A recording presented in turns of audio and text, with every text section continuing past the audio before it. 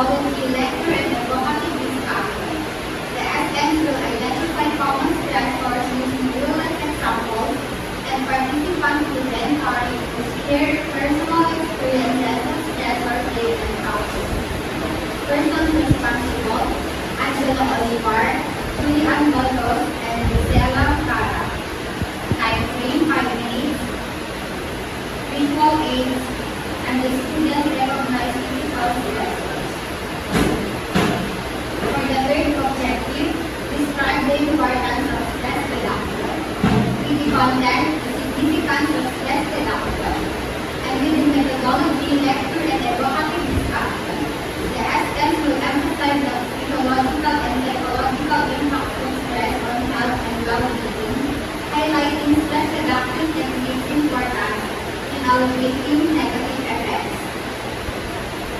Participants will be encouraged to share personal experiences related to stress and its consequences. Persons responsible: Daniel Izbilaw and Dave Calwen. Time frame 5 minutes. Materials, visual aids, and evaluation. The student understood the significance of reducing stress. For the fourth objective, practice stress management techniques with the content, implementing strategies for stress relief, and with the methodology, stress bingo and lecture. It will start with stress bingo. Participants will receive bingo cards with various stress relief strategies. As stressors or scenarios are called out, they mark off corresponding coping strategies on their cards. The SMs will discuss stress management, exploring the physiological and psychological aspects of stress, and will delve into effective stress relief techniques and strategies for implementation. Persons responsible: Vincent Dumagig and Joshua Kalukan. Time frame 6 minutes. Materials, stress bingo cards and visual aids, and evaluation. The students learn and practice stress management techniques. The fifth objective, understand the importance of self-care. With the content, importance of prioritizing self-care, and with the methodology, evocative discussion. The SMs will define self-care, understanding its impact on both physical and mental health, and recognizing its role in preventing burnout while fostering resilience. Persons responsible: Diane Geronimo, Rosanne Ventura, and Nicole Caro. Time frame 6 minutes. Materials, visual aids, and evaluation. The students understood the importance of self-care. And lastly, create a personalized stress management plan with the content, crafting a personalized stress management plan, and the methodology, demonstration. The SM will guide participants to identifying personal stress triggers and implementing effective coping strategies. Practical techniques such as mindfulness exercises, time management strategies, and relaxation techniques will be demonstrated. Persons responsible: Lorraine Leonwood, Jessica Adragon. Time frame 6 minutes. Materials, visual aids, and the evaluation. The students develop personalized stress management.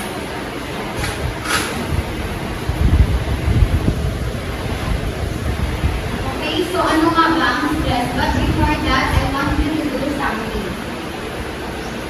I want you to close your eyes and visualize a peaceful place where you are alone.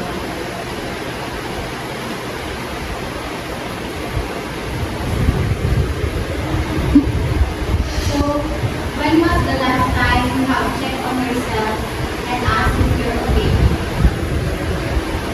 Amidst the countless deadlines, upcoming examinations, family problems, and silent battles you are carrying on your shoulders, are you truly okay? And how are you feeling?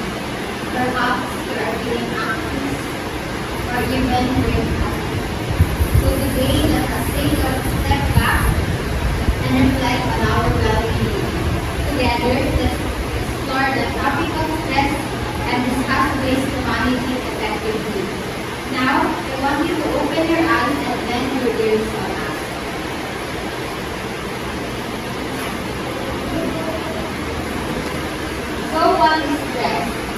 Stress, it is a state of mental or emotional strain or tension resulting from adverse or very demanding circumstances. It can be defined as a state of worry or mental tension caused by a difficult situation.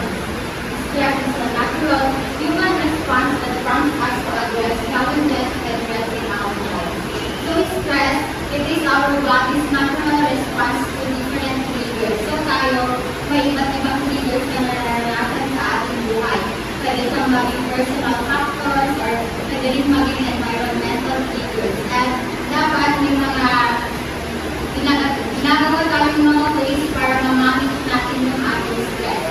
And that will be discussed further by the lecture further today. So let's now move on to different types of stress. So anyone can define or what is the positive and negative types of stress. So eustress, anyone can define eustress. It is a positive or negative. Anyone?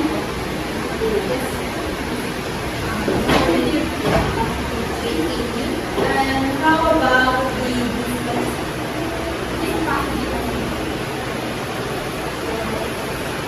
It is a negative effect of stress. So let's define where the eustress. It says here that a eustress is a type of stress that can promote feelings of energy, focus, excitement, or fulfillment. So from the word said there, promote feelings of energy. So nagpo-produce po ito ng positive effect to us. For example,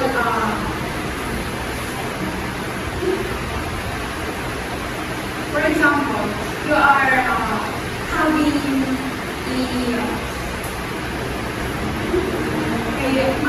a work that you are deciding to do it, and you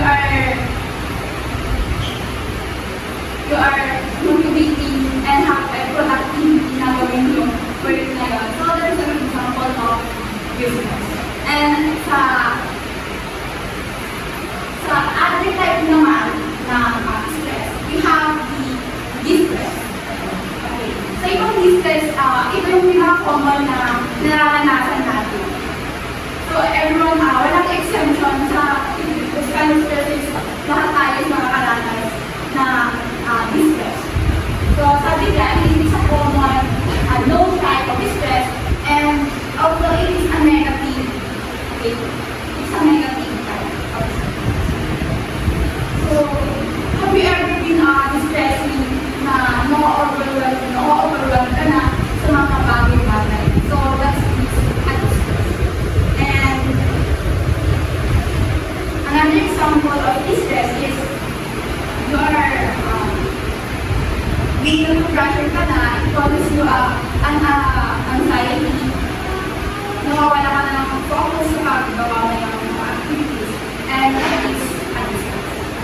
So the two types of stress is stress and next.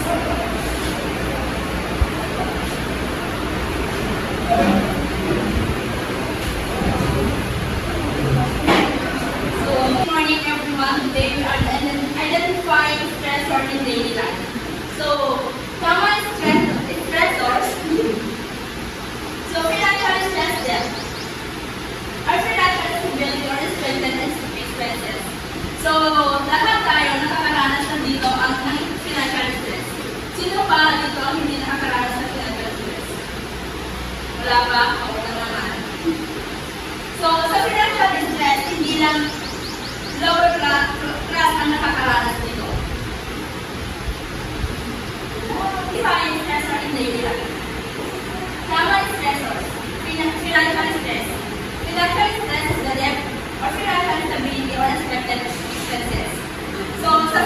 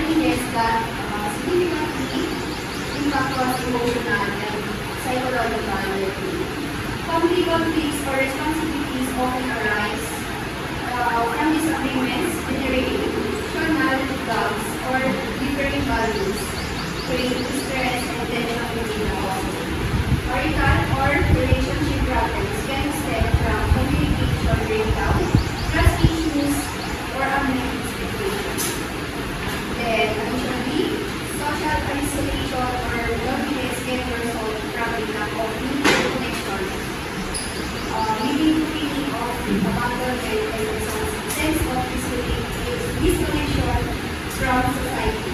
These issues can intertwine further complicating personal relationships and necessitate effective coping strategies and supports.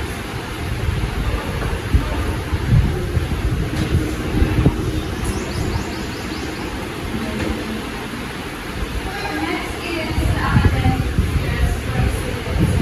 So academic stress is the pressure for high grades, balancing studies with other activities. So kagaya ngayon, we are dealing with our final exam and then this is compressed. So nakaka-stress ka lalo na din sa mga kagaya ng pag-exam sa battery exam, may isang battery. So, nakaka-stress ka hindi mo na alam kung ano automatic mo sa lahat ng battery. And then, meron tayo ng competitive academic environment. So, like sa classroom, mayroong mga competitions, so may stress ka, like, hindi mo na alam kung bilong ka kapagod, like, sa level, kinalastan mo na yung work mo, kung nakakakuha ka level mo ba yung mga classmates mo or na-level ka mo.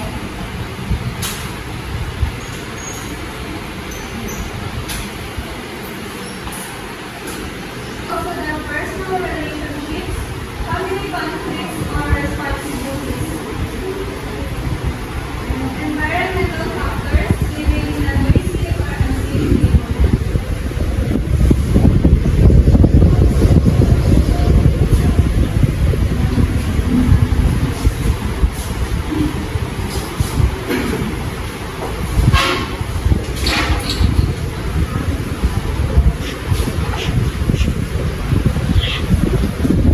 So next is classification of stress reaction. So there are various reasons why this stress is important. So first is mental health. Stress reduction boosts mental health, well-being by reducing anxiety and depression, fostering a positive outlook and improving resilience to manage challenges effectively. So kapag reduce mo yung stress is like a harming yourself. It means that the calm down worries and sadness. It makes you see the bright side of things and it helps you become stronger to deal with problems without feeling overwhelmed. Then next is physical health. Reducing stress is strengthens the immune system, reducing susceptibility to illnesses and promoting overall so aside from mental health, reducing stress can also improve our physical health. So lowering our stress helps us to make our immune system stronger.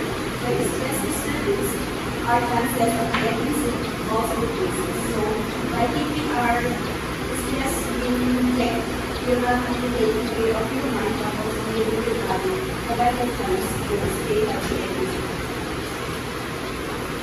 Next is cognitive function. Stress reduction techniques enhance memory, concentration, energy, decision-making, leading to improved performance in daily tasks and responsibilities.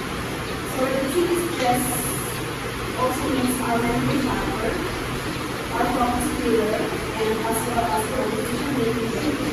It's like giving your brain a power up, making it easier to remember things and pay attention and make smart choices. Next is sleep quality. Stress disrupts sleep patterns, leading to insomnia and other sleep disorders. By reducing stress, individuals can improve sleep quality, essential for overall health and well-being. So sleep quality means ang masakapot na naman. Ito ang sabag. Kasi if stress and it is really as hard to focus on the other sleep, which can cause insomnia and other disorders. So if you can find a way to relax and reduce stress and stress, which is super important for sleep quality. So next.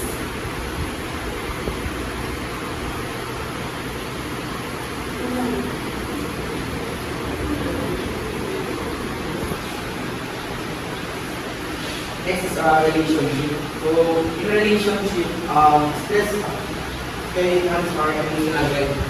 High stress can lead to negative emotion, which means spill over to the relationship, causing tension and emotional distance. Reducing stress can also help maintain a positive emotional climate that nurture the relationship. And then it can also promote physical health. Stress can manifest physically affecting oneself and energy level. By reducing stress, both partners can be more physically present and active in the relationship. It can also participate in shared activities and supporting each other. And then next is productivity and creativity. In productivity and creativity, stress can block creativity by causing a narrow focus on stressor. When stress is managed, our minds free to explore new ideas and think outside the box. And it can also help us in better decision making. High stress can lead to rush or poor decisions, but reducing stress allows for more thoughtful consideration of options, leading to better outcome. Next, spiritual growth. Stress can make it difficult to be present and mindful. So lowering our stress level allows for better awareness of the moment is important for a spiritual practice. It can also promote inner peace. Stress can cause stress can make it difficult to be present and mindful. So lowering stress level allows for greater awareness of the moment, which is important for many spiritual practices. So it can also enhance our connections. So stress can create a sense of disconnection from oneself and the world. So managing stress can foster a sense of unity and connection, which is often central to spiritual experience.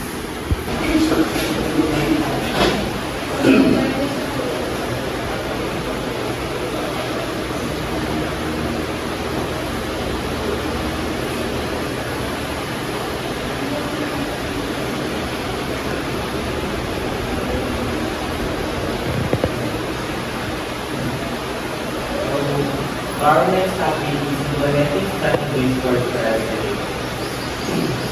For these, our resource material are definitely like this.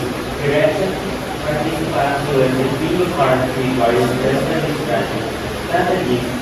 As a stressor for scenarios are called out. They will mark over having coping strategies of their life. So, everyone may na-receive ba kayong video cards na? So, kindly take your time to answer that first.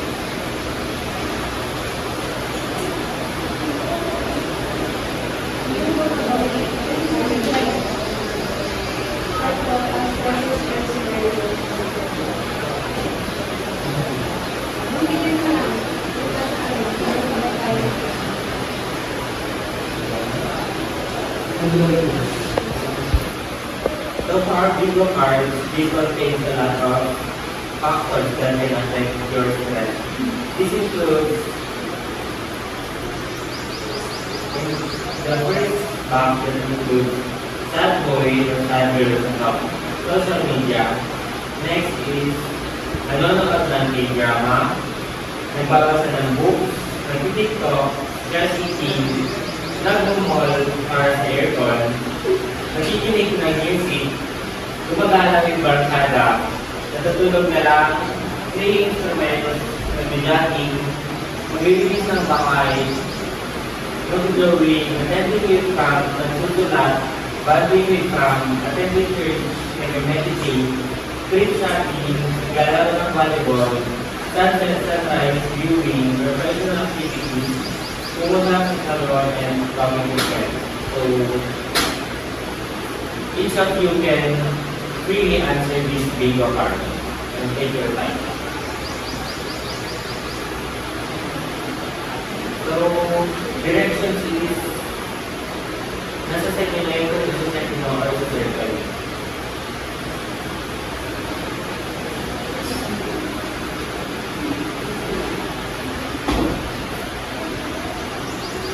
everyone, nakasya na. So, our explanation in this implementing our Vivo cards is strategies for stress relief. First is to identify stressors. Identifying stressors involves reflecting on specific stress triggers in various domains of life, such as work-related pressures, interpersonal conflicts, or personal expectations to gain insight into their impact on mental well-being. So, yung explanation ng identified stressors is nakita niyo naman sa video parts na mayroong mga choices doon. So, yun na, nakakit ba yung objective ng session design natin which is to identify your stressors in your life. Next, please.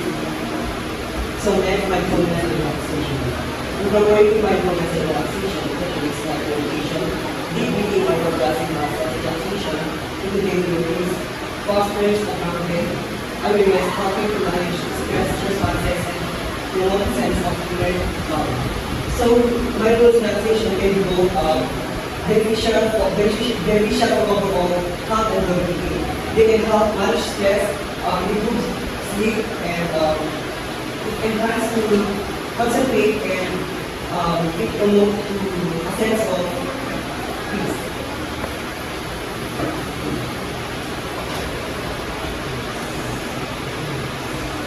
Our last topic is social support. This said that having social support networks comprising friends, family, or community groups. So, social support from your mga barkada or anything, from your family, or from, it can be acceptable when it is social community groups like in your Facebook or yung mga nakikita na sa TikTok na post. Nababalidate yung feelings na which is mutual doon sa nag-post. It also said that it provides you valuable emotional validation and guidance, enhancing resilience and coping mechanisms during challenging periods.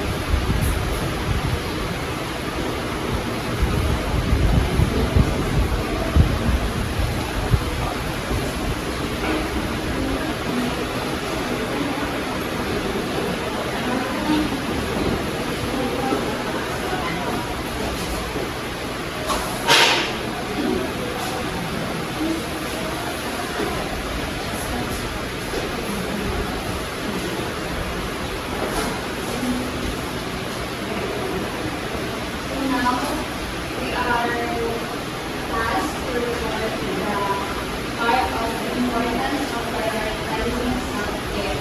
So let us define first what is self-care. Self-care refers to the practice of taking action to preserve or improve one's own health. Also, it allows you to maintain healthy relationships with yourself. So, first is physical self-care. So, physical self-care, it refers or it talks about taking care of your physical body.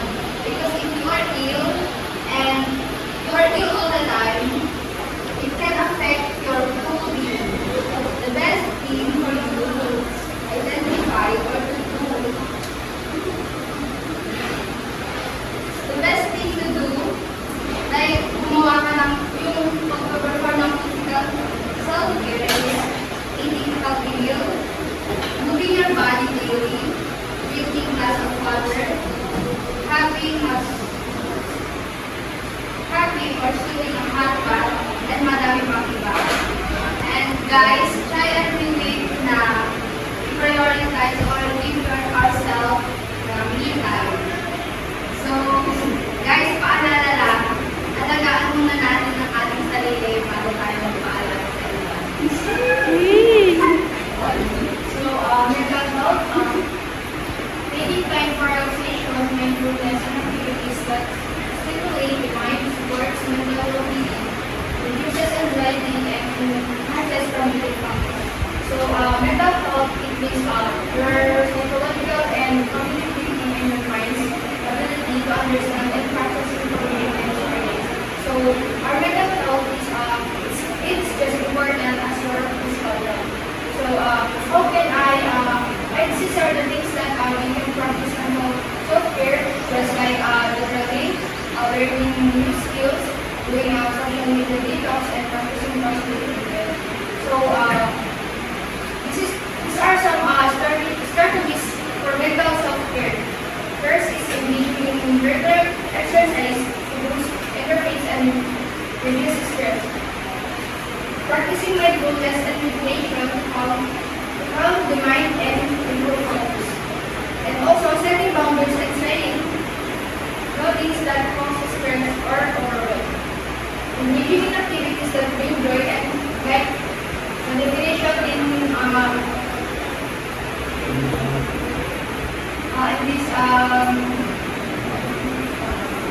in this PowerPoint,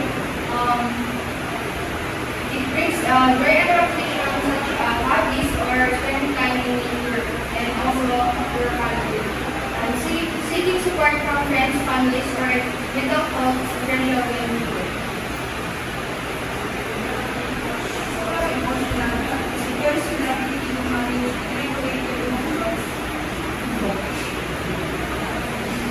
In a healthy and constructive way, it involves being aware of your feelings, understand them, and responding to them appropriately without being overwhelmed or aggravated. For example, someone emotional balance can experience a range of emotions, such as joy, sadness, anger, or guilt, but they can express and manage these feelings in a way that doesn't distract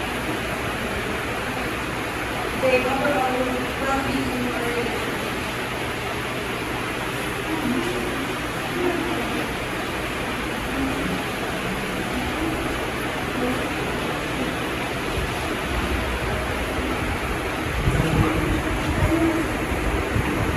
Enhance productivity by reducing and reducing self-care individual and boost their productivity and effectiveness in both personal and professional quality of life. Ultimately, self-care plays a vital role in enhancing the overall quality of life by fostering a sense of balance, fulfillment, and contentment in the various aspects.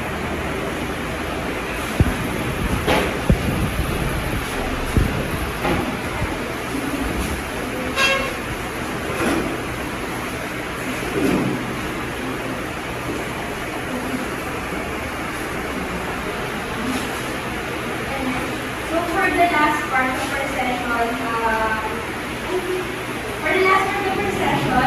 we will be going to create our stress management plan. So ngayon, kung meron po tayong mga paper or ballpen dyan, pwede nyo po akong samahan or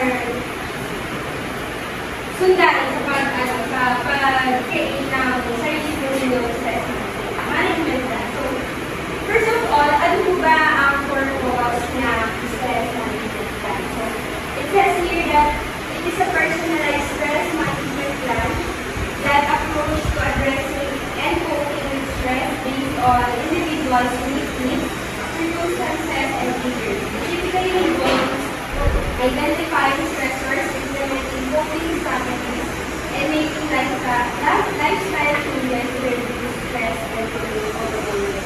So, according sa mga session, sa mga naunang discuss kanina, gagamitin natin lahat yun and gagamitin natin yun at dun po tayo mag-base sa gagawin natin. So, first, Awareness and prevention. Start by reflecting on your stress, triggers, and patterns. What situations or thoughts tend to provoke stress in you? Becoming aware of these triggers versus toward managing them effectively. Having self-awareness means that you have a clear understanding of your personality,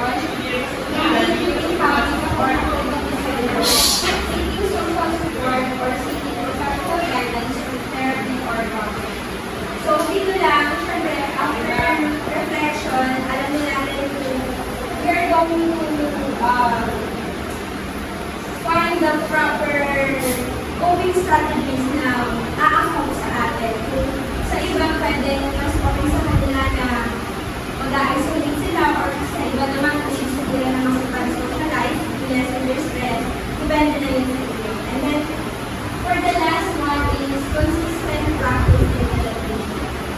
Stress management is an ongoing process that requires practice and adaptation. To integrate stress-reducing habits into your daily routine consistently. Stay open to adjusting your strategies as needed based on your experiences and changing circumstances.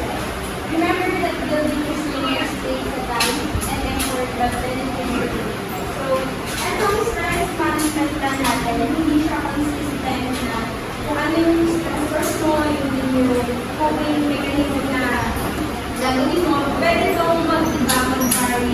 It depends on what kind of stress that you are dealing with and kung ano yung mga stressors na yun. So, sabi dito, mahirap din kasi na ituloy-tuloy natin or ang tawag dito, yung manage natin yung stress natin ng dire-diretso. Meron tayo kasi na nahihirapan tayo ng stress tayo kasi hindi natin nagagawan ng paraan para napapabayaan natin kung mas lumalala. So, sabi dito, we need consistency and resilience in dealing and also effort that will benefit and repeat. And that will be the end of our session tonight. So, before that, magbibigay po kami na post-evaluation and this evaluation tool will be facilitated from